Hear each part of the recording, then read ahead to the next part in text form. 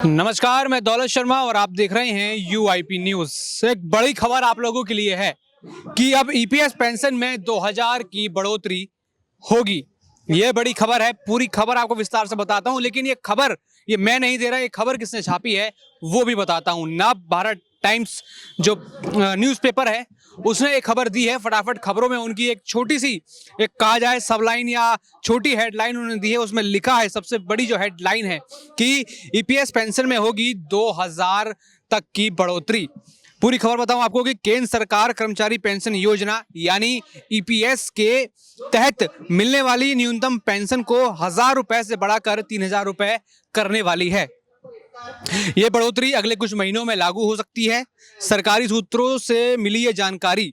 Money control के मुताबिक एक अधिकारी ने बताया कि हम न्यूनतम पेंशन की रकम बढ़ाकर 3000 रुपए प्रति माह करने वाले हैं। यानी एक और खुशखबरी यहाँ पर जो ईपीएस के पेंशनर्स हैं उनके पास आ गई। लेकिन ये जो खबरें आती रहती हैं, आखिर ये खबरें देता कौन है? ये खबरें अब नेशनल न्यूज़पेपर भी छापने लगे। कई सारे लोग ये बताते रहते हैं कि कोई 7500 दे रहा है, कोई 9000 दे रहा है, कोई मेडिकल दे रहा है, कोई ये दे रहा है, कोई फलाना दे रहा है, कोई ढिमकाना दे रहा है। लेकिन अब तक मैं आपसे पूछता हूं कि आपको अब तक मिला क्या?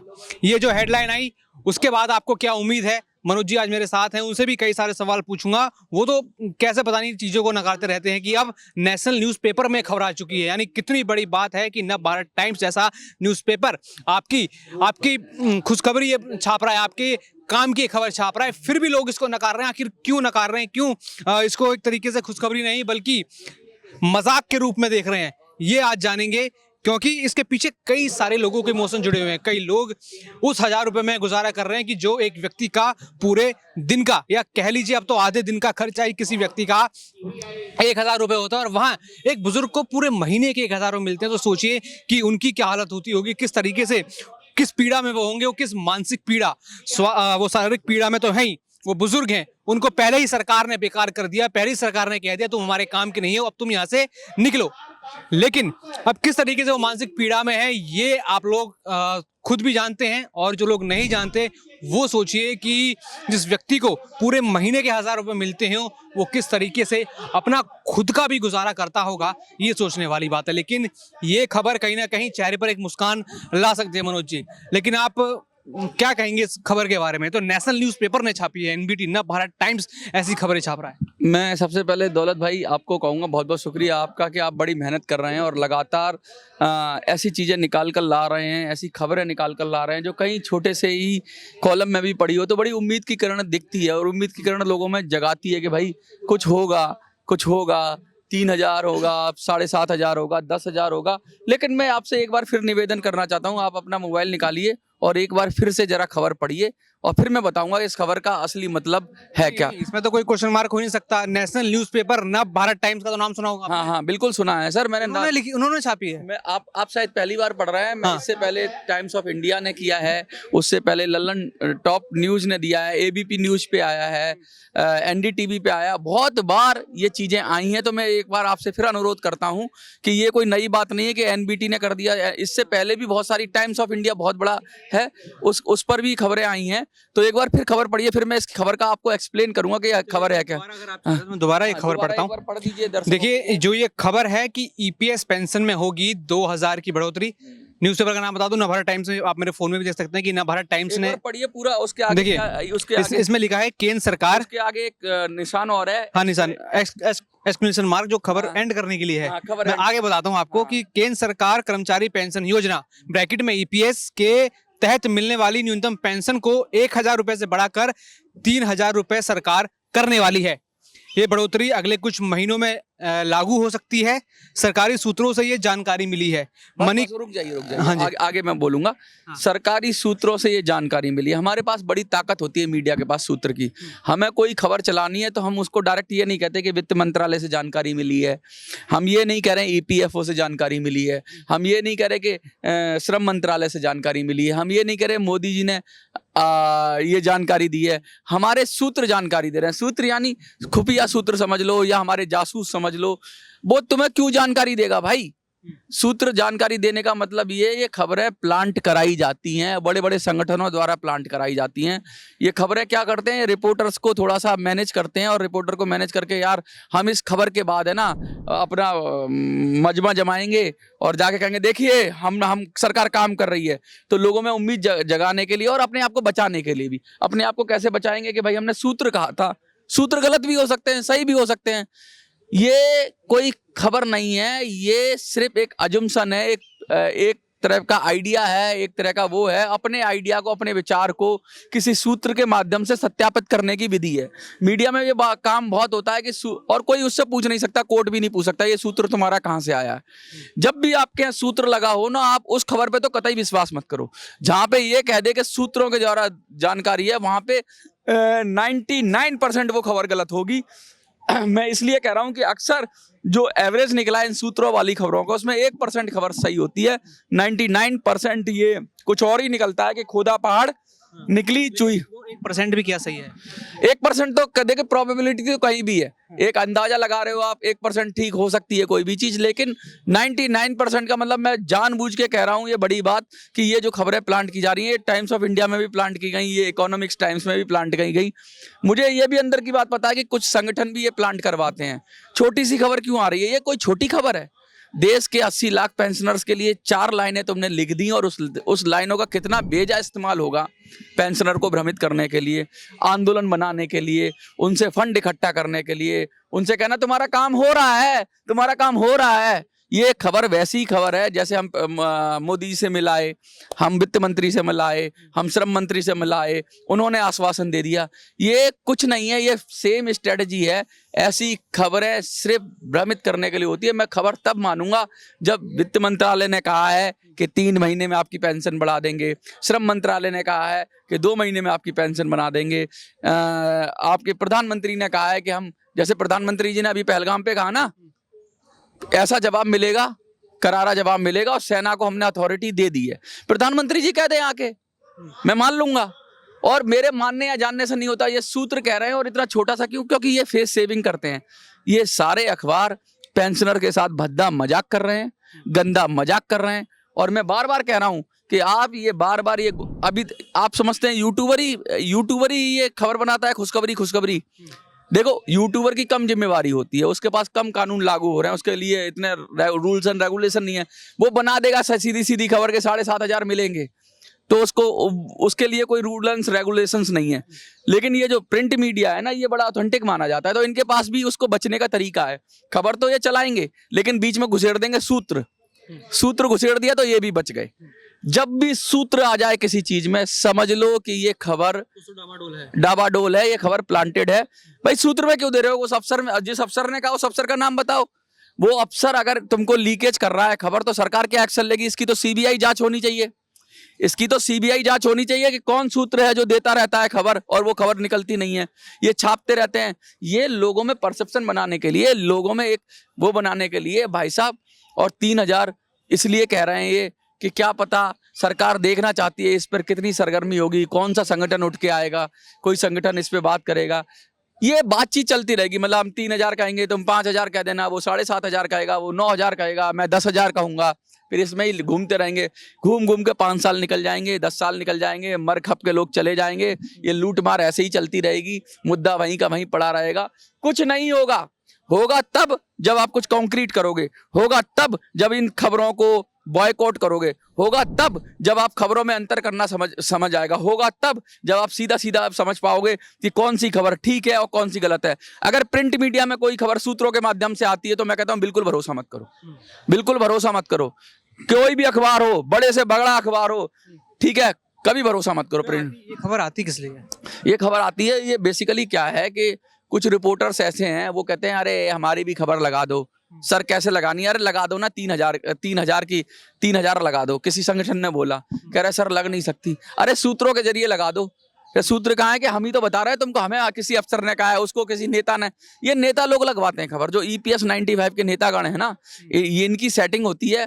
वहां पे कुछ प्यार मोहब्बत से कुछ भाईचारा भी चलता है और वो खबर लगा देते हैं। और खबर भी छोटी लगाते हैं, ज्यादा बड़ी लगा देंगे तो हल्ला मच जाएगा। इसलिए कहीं अखबार के किसी कोने में देखो ना, फटाफट खबरों में ये कोई फटाफट वाली बात है? ये 1 करोड़ हाँ एंड कॉलम है, वहां पे डाल दी और उसको फिर यूज बड़े लेवल पे करेंगे।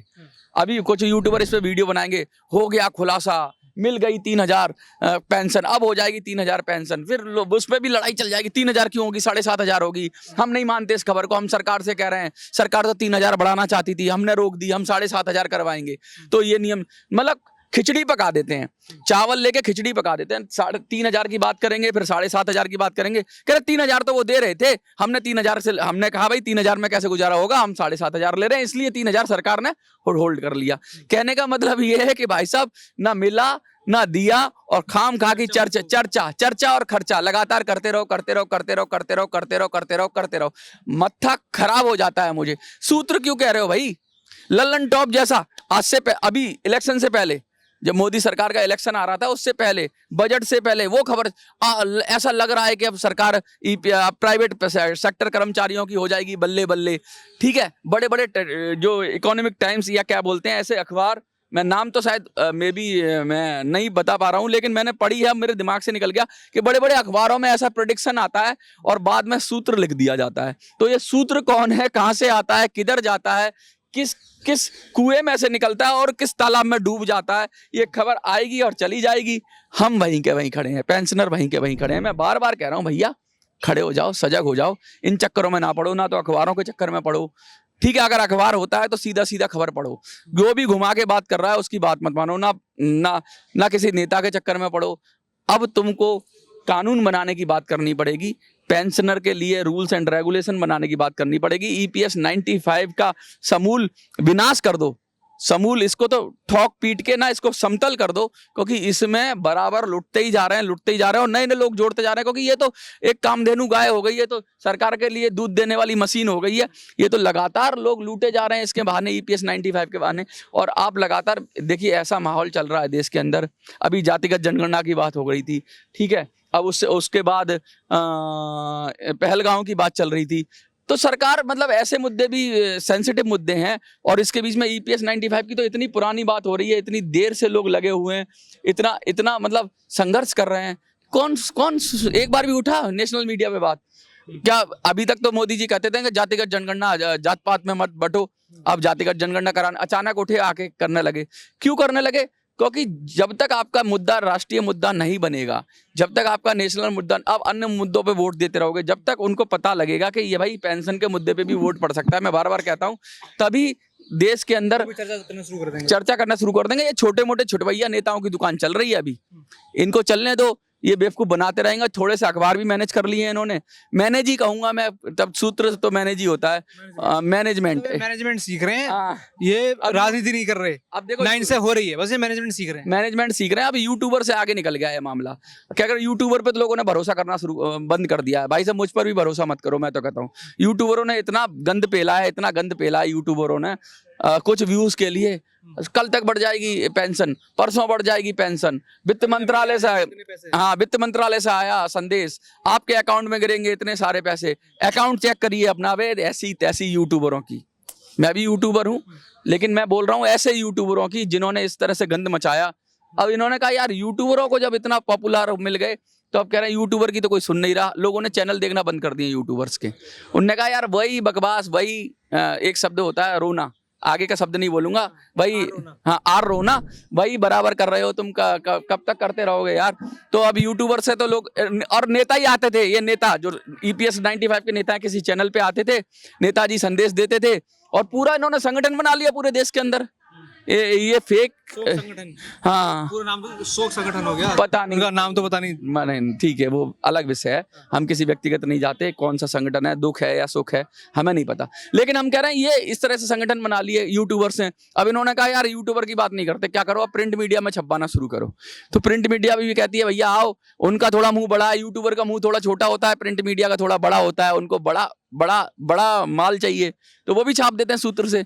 कल कोई नेशनल टीवी पे भी चल जाएगा, वहां भी सूत्र होंगे, हाँ आज तक पे भी चलेगा। इतने पैसे सूत्र, सरकार ने दे दिया आदेश, सूत्र और सूत्र घुस जाएगा मूत्र में।